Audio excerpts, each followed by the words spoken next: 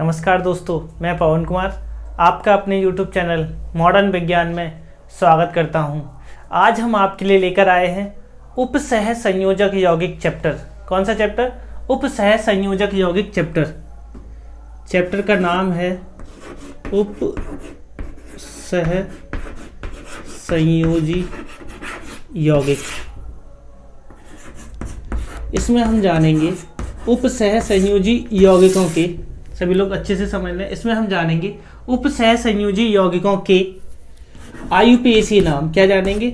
IUPAC name, जो कि हमारे बोर्ड में बहुत इंपॉर्टेंट हैं। अब हम क्या करेंगे, सबसे पहले जानेंगे कि IUPAC, सबसे पहले तो यही जानेंगे कि उपसह संयोजी यौगिक होते क्या हैं और उनके हम IUPAC नाम बनाते कैसे हैं। उपसह संयोजी यौगिकों के IUPAC नाम बनाने से पहले हम जानेंगे कि उपसह संयोजी यौगिक होते क्या हैं। उपसह संयोजी यौगिक होते क्या हैं, बहुत ज़्यादा विस्तृत चर्चा नहीं करेंगे, क्योंकि हमारा जो मेन टॉपिक है वो है IUPAC नाम सिखाना, क्योंकि तुम्हारे एग्जाम में आएगा। तो बस हम थोड़ी सी बात करते हैं कि उपसह संयोजी यौगिक होते क्या हैं, उदाहरण से सीखेंगे। जैसे दे रखा है K4FeCN6। अब हमको जानना है कि ये दे रखा है एक उपसह संयोजी यौगिक। क्या है ये? उपसह संयोजी यौगिक। उपसह संयोजी यौगिक जो है वो किस किस चीज़ से मिलकर बना है, क्या क्या होता है, तो हम पहले समझेंगे। देखो इसमें क्या दे रखा है, एक बड़ा कोष्टक। क्या दे रखा है? बड़ा कोष्टक। इस बड़े कोष्टक को कहते हैं, ध्यान से समझना, उपसह संयोजक परिसर। क्या होता है? उपसह संयोजक परिसर होता है, और उसके चारों ओर होता है आयनन मंडल। क्या होता है? आयनन मंडल। क्लियर है? तो हम समझेंगे ये क्या है, एक उपसह संयोजी परिसर, जिसमें क्या होता है, यहाँ ये जो सबसे पहले दे रखा है ये है केंद्रीय धातु परमाणु। क्या है ये? केंद्रीय, अभी समझ लेना, केंद्रीय धातु परमाणु। ठीक है, जिसे हम N से प्रदर्शित करते हैं। देखो कोई भी उपसह संयोजी यौगिक जो होता है वो कैसे होता है? M मतलब बड़े कोष्टक के जस्ट बराबर में केंद्रीय धातु परमाणु। क्लियर है? और उसके साइड में जो लगे होते हैं ये कहलाते हैं लीगैंड। क्या कहलाते हैं? लीगैंड्स। ठीक है, तो क्या होगा सबसे पहले कोष्टक में? केंद्रीय धातु परमाणु, फिर होंगे लीगैंड। लीगैंड कितने भी हो सकते हैं, जैसे ये 6 हैं ऐसे, और आगे और पीछे क्या होगा? आयनन मंडल। आयनन मंडल मतलब यहाँ आयन लगे होंगे। ठीक है ना? अब बात, सबसे पहले नाम बनाने से पहले हमें कुछ चीज़ें जाननी होती हैं। सबसे पहले जानना होता है लीगैंड्स के नाम, क्योंकि इनके अगर हमें नाम नहीं पता है तो कहीं ना कहीं हम इसके IUPAC नाम को नहीं बना सकते। ठीक है ना? तो सबसे पहले हम जानेंगे लीगैंड्स कितने प्रकार के होते हैं, इनके नाम क्या होते हैं, और दूसरा हम जानेंगे इनकी ऑक्सीकरण संख्या। क्या जाननी है? इनकी ऑक्सीकरण संख्या। इनकी ऑक्सीकरण संख्या क्या होती है, मैं एक बार उसको सिखा दूंगा, उसके बाद ही सारी चीज़ें शुरू से हो पाएंगे। ठीक है, तो चलते हैं। लिगेंड्स के प्रकार में हम जानेंगे सबसे पहले दाता परमाणुओं की संख्या के आधार पर। दाता परमाणुओं की संख्या के आधार पर लिगेंड्स 3 प्रकार के होते हैं: एक दंतुक लिगेंड, द्विदंतुक लिगेंड और बहुदंतुक लिगेंड। ठीक है, एक दंतुक लिगेंड सबसे पहले कौन सा जानेंगे? एक दंतुक लिगेंड। एक दंतुक लिगेंड में क्या होता है? ऐसी लिगेंड जो एक इलेक्ट्रॉन युग्म को दान करते हैं, या ऐसा इसको हम कह सकते हैं, ऐसे लिगेंड जिनमें एक दाता परमाणु होता है। क्या हो? एक दाता परमाणु उपस्थित होता है। क्लियर है? एक दाता परमाणु उपस्थित होता है, क्या कहलाते हैं? एक दंतुक लिगेंड कहलाते हैं। क्लियर है? इसके उदाहरण जैसे NH3H2 इसके क्या हो जाएंगे? उदाहरण हो जाएंगे। दूसरी बात आती है द्विदंतुक लिगेंड। द्विदंतुक लिगेंड क्या होते हैं? ऐसे लिगेंड जिनमें 2 दाता परमाणु हों। 2 दाता परमाणु क्या कहलाएंगे? द्विदंतुक लिगेंड कहलाएंगे। जैसे इसका उदाहरण है EN। ठीक है, इसके बाद आता है बहुदंतुक लिगेंड। तो ऐसे लिगेंड जिनके पास 3 या 3 से अधिक दाता परमाणु होते हैं, 3 से अधिक दाता परमाणु होते हैं, क्या कहलाते हैं? बहुतंतुक लिगैंड कहलाते हैं। अब हम आए हैं लिगैंड्स के दूसरे प्रकार पर। दूसरा प्रकार क्या है? आवेश के आधार पर। किसके आधार पर? आवेश के आधार पर लिगैंड्स के प्रकार। तो कितने प्रकार होते हैं? पहला है धनावेशित लिगैंड। कैसे होते हैं? धनावेशित लिगैंड। ऐसे लिगैंड जिन पर क्या हो? धनावेश लगा होता है, क्या कहलाते हैं? धनावेशित लिगैंड। जैसे NO+ H3O+। क्लियर है? दूसरा जो है वो है ऋणावेशित लिगैंड। ऐसे लिगैंड जिनके पास क्या हो? ऋण आयन लगा होता है। ऐसे लिगैंड जिनमें क्या होता है? ऋण आयन लगा होता है, ऋणावेशित लिगैंड कहलाते हैं। क्लियर है? जैसे Cn-, OH-। तीसरा जो टाइप्स आता है इसमें वो होते हैं उदासीन लिगैंड। कैसे? उदासीन, जिन पर ना तो धनावेश हो ना ऋणावेश हो, क्या कहलाते हैं? या ऐसा कह सकते हैं जिस पर कोई भी आवेश नहीं होता, क्या कहलाते हैं? उदासीन लिगैंड कहलाते हैं। जैसे H2O, NH3। अभी ध्यान से समझना, इनके नाम, सभी के नाम अब हम तुम्हें एक एक करके सभी नामों को सिखा देते हैं, ठीक है? चलिए, तो अब हम चलते हैं लिगैंड्स के नाम को जान लेते हैं। क्या जानने? लिगैंड्स के नाम। लिगैंड्स के नाम, नाम क्या है? ठीक है, नाम जैसे NO2-, ठीक है, तो NO2- को क्या बोलते हैं? नाइट्रो। ONO-, इसको बोलते हैं नाइट्राइटो। OH-, hydroxo. SO4-2, सल्फेटो।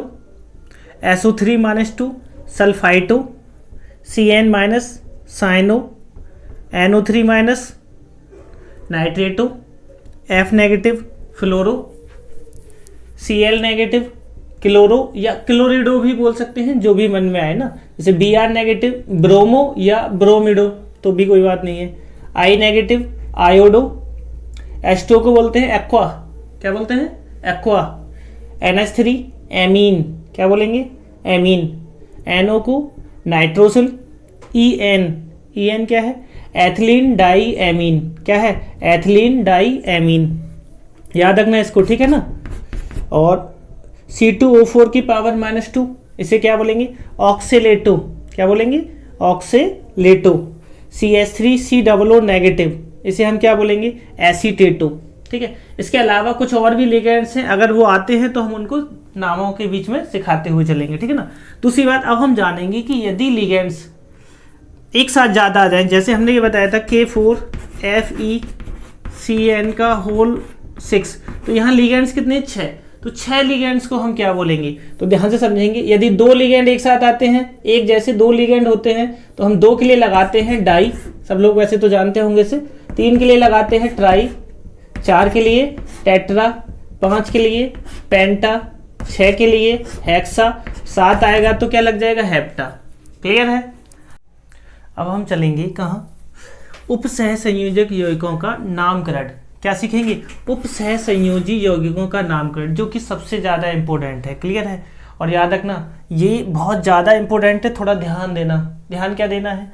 सबसे पहले तो बस ये समझना है कि नामकरण कैसे करते हैं। तो नामकरण एकदम सिंपल सा है। होता क्या है?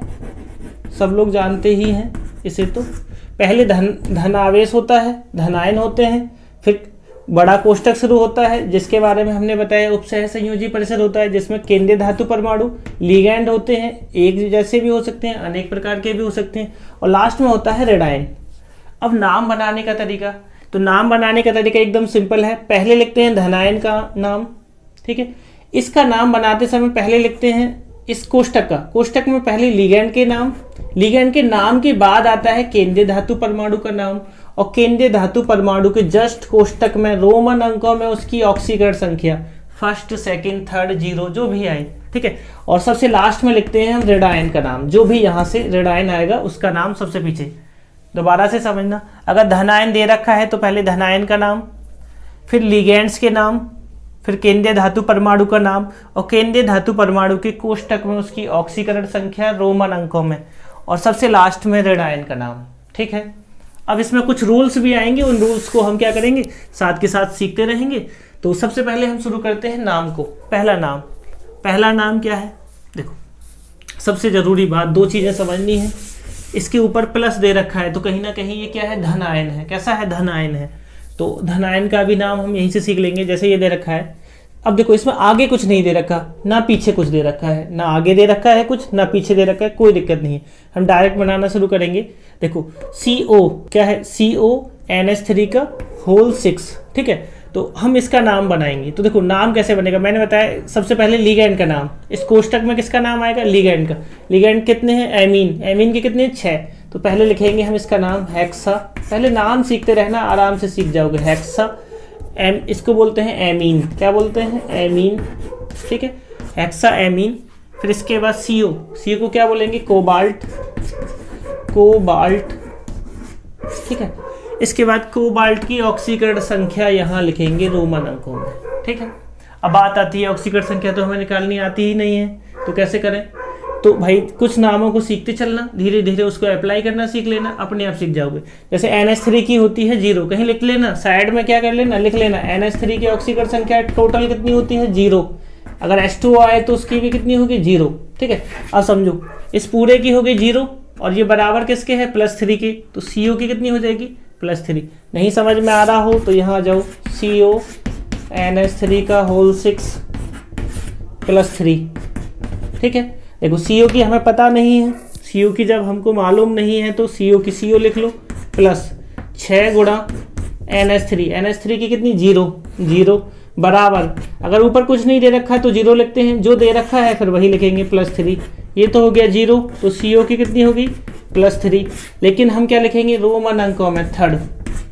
क्लियर है, जोर से बोलो, क्लियर है। चलो अब बात करते हैं दूसरे पॉइंट पर, इसके नाम की।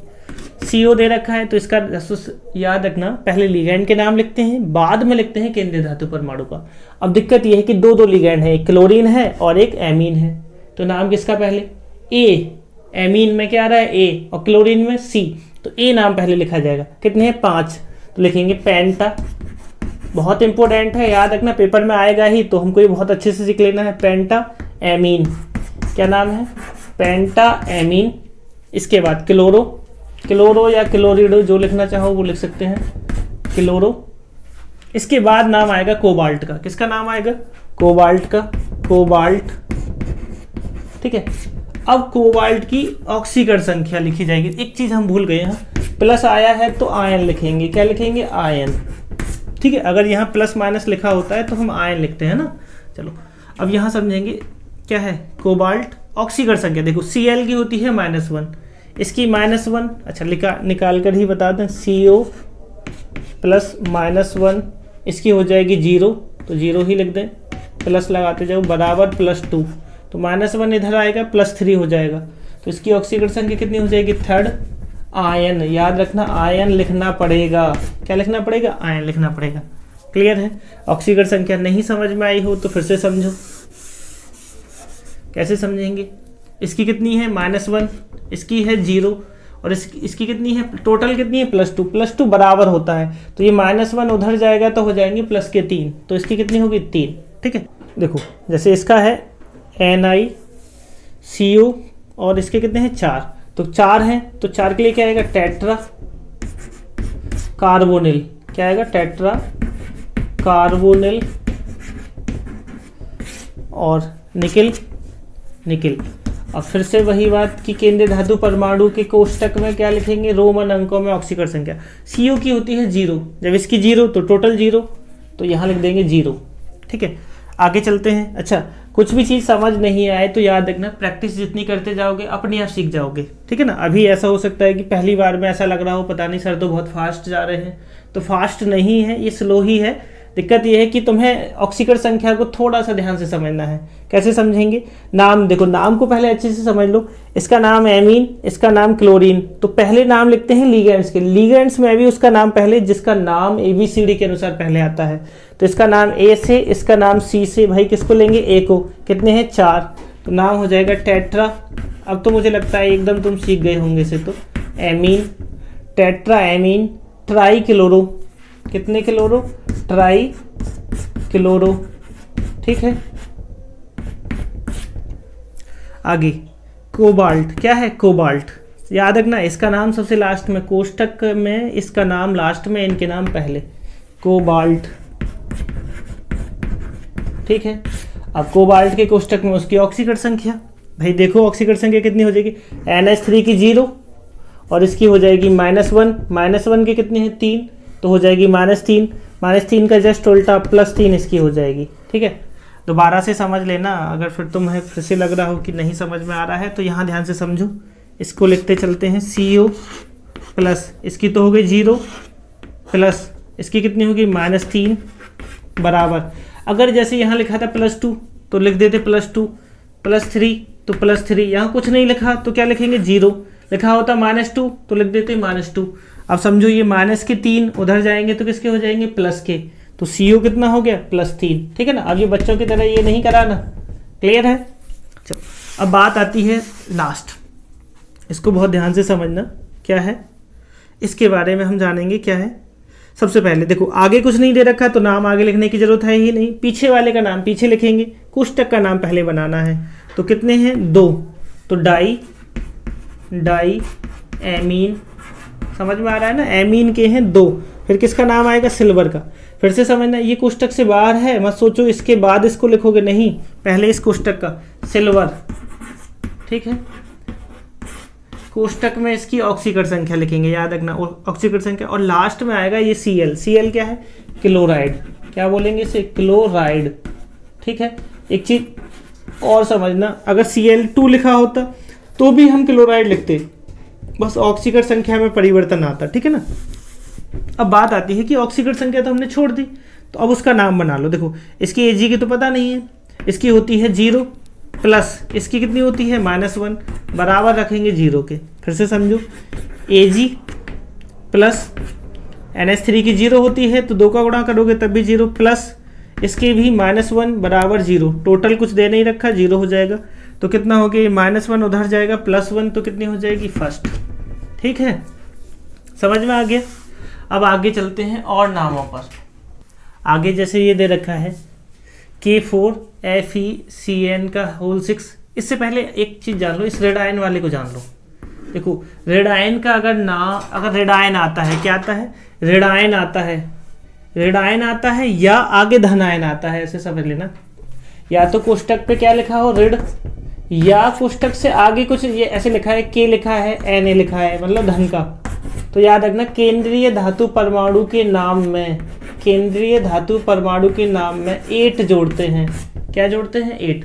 दोबारा से समझ लेना, यदि ऋणायन लगा है तो इसके नाम में जोड़ देंगे 8, या आगे कुछ लिखा है धन का तो हम इसके नाम में क्या जोड़ देंगे 8।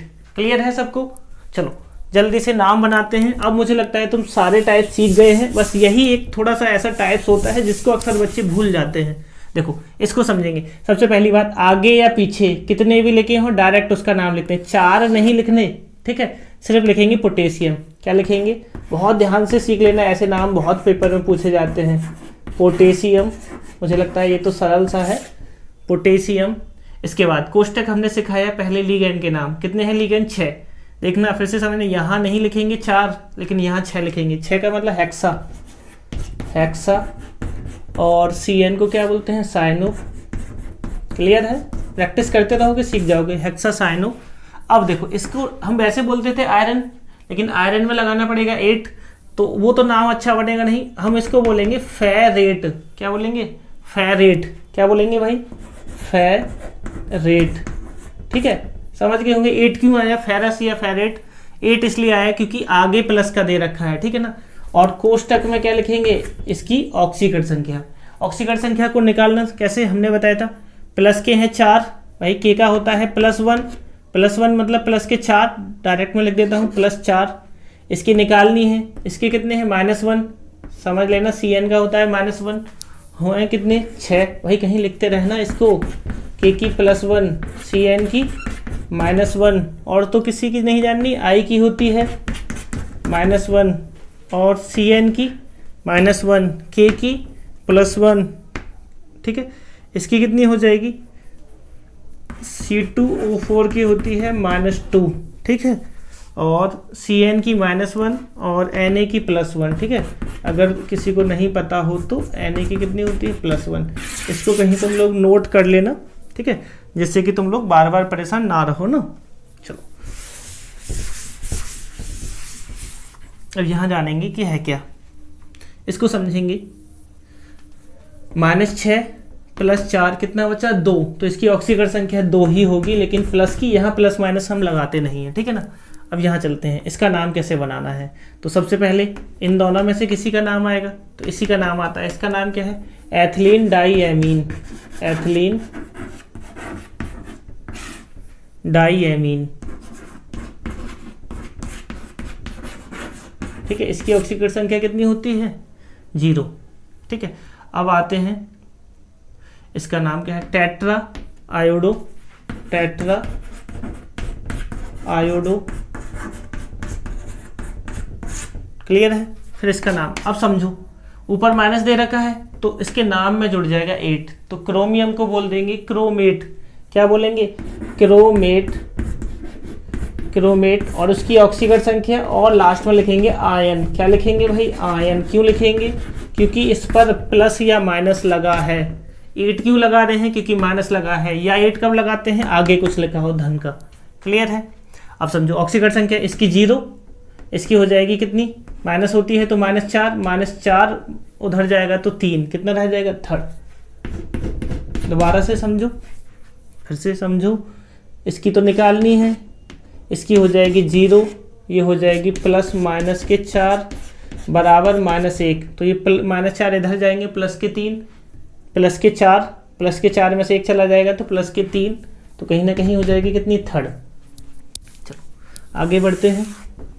इसका नाम, डाई नहीं लगाएंगे, फिर से समझना, सिर्फ पोटेशियम, क्या नाम आएगा, पोटेशियम, ठीक है। क्या नाम होगा, पोटेशियम। कितने हैं, अब देखो इसका नाम बाद में, लिगेंड का नाम पहले, तो 4 है तो टेट्रा। Cn के लिए साइनो, साइनो निकिल। अब समझो आगे प्लस दे रखा है तो इसका नाम हो जाएगा 8 मतलब निकिलेट, क्या हो जाएगा, निकिलेट, ठीक है। पहले निकिल था, अब निकिलेट हो गया, नाम बिगाड़ दिया है। अब समझो, इसकी +1 तो कितने हैं टोटल, 2 + 2, इसकी -1 कितने हैं टोटल 4, तो -4 बचा कितना 2, तो इसकी कितनी हो जाएगी +2, भाई 0 ही तो करनी है सेकंड, ठीक है। ऑक्सीकरण संख्या सीख तो रहे हो ना, रख लेना भाई, जोड़ घटाव है, x + -4 बराबर 0, तो यहाँ 2 ही आ जाएगा। देखो पोटेशियम की 3 है तो ट्राई तो लगाएंगे नहीं, आगे कुछ नहीं लगता, पोटेशियम, ठीक है, पोटेशियम। अब कोष्टक में पहले इसका नाम ट्राई ऑक्सीलेटो, ट्राई ऑक्सीलेटो या ऑक्सीलेटो, ठीक है। आगे अब समझो, आगे आएगा कुछ तो इसके नाम में 8 लगेगा, या ऊपर माइनस होगा तो इसके नाम में 8 लगेगा, तो क्रोमियम को हम क्या बोलेंगे, क्रोमेट, क्रोमेट। और इसकी ऑक्सीकरण संख्या भाई समझो, इसकी होती है -2 तो 2 तिया 6, इसकी होती है +1 तो कितनी हो गई +3, बचा कितना, इन दोनों का गैप कितना होगा 3 का, तो इसकी कितनी हो जाएगी +3, ठीक है। डायरेक्ट ऐसे ही निकाल लिया करना, या जोड़ घटाओ, जितने फास्ट हो जाएंगे उतना ज़्यादा आसानी से निकल जाएगा। अब बात करते हैं आगे, इसका नाम क्या है, सोडियम, सोडियम, ठीक है। कोष्टक शुरू करेंगे।